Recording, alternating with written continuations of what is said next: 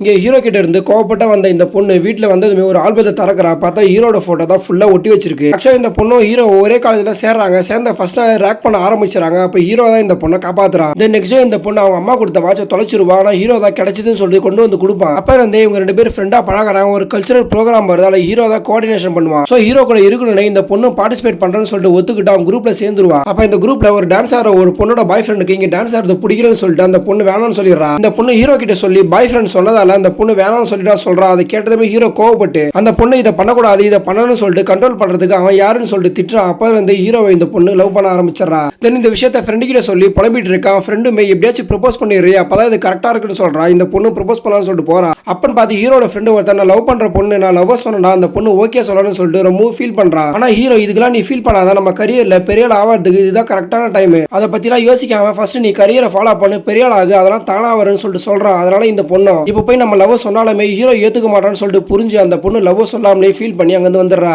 இப்போ ஹீரோயின் அம்மா அவங்க ஹீரோ கிட்ட லவ் சொல்லிட்டு கல்யாணத்துக்கு ஓகே பண்ணலாமான்னு சொல்லிட்டு கேட்கறாங்க. ஆனா இந்த பொண்ணு திரும்பவும் எனக்கு இந்த கல்யாணத்துல இஷ்டம் இல்லைன்னு சொல்லிட்டு சண்டை போட்டுறா. அதனால இவன் கோவப்பட்டு அவங்க அப்பா கிட்ட போய் சண்டை போடுறாங்க. ஆனா இதெல்லாம் கேட்டு இருந்த ஹீரோயினுக்கு ரொம்ப கஷ்டமாயிடுது. அதனால அவங்க அம்மா கிட்ட போயிட்டு நீங்க யாரை பாக்குறீங்களோ நான் கல்யாணம் பண்ணிக்கிறேன்னு சொல்லிட்டு சொல்றா. அதை கேட்டதுமே இவங்க ரொம்ப சந்தோஷப்படுறாங்க.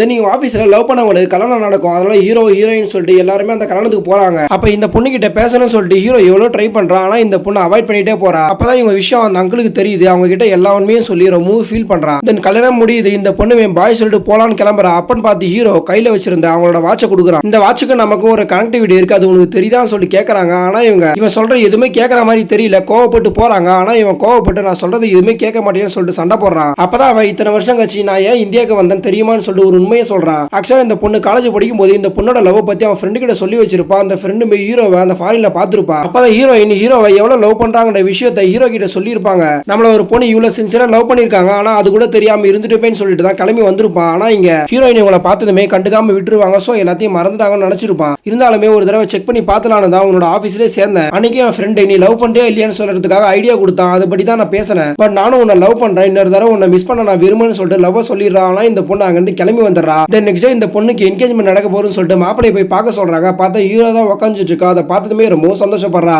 ஆக்சுவலா இவங்க அம்மா தான் ஹீரோயின் ரூமுக்கு வரும்போது அந்த ஆல்பத்தை பார்த்துருவாங்க. சோ அவங்க லவ் பண்ற பொண்ணு இவன் தான் தெரிஞ்சு போயிடும். தென் ஹீரோக்கு கால் பண்ணி கன்ஃபார்ம் பண்ணி ஹீரோவையே மாப்பிளைய ஆக்கிடுறாங்க.